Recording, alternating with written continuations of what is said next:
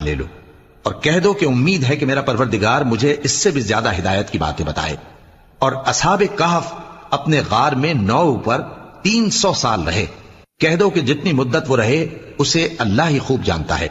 उसी को आसमान और जमीन की पोशीदा बातें मालूम हैं। वो क्या खूब देखने वाला और क्या खूब सुनने वाला है।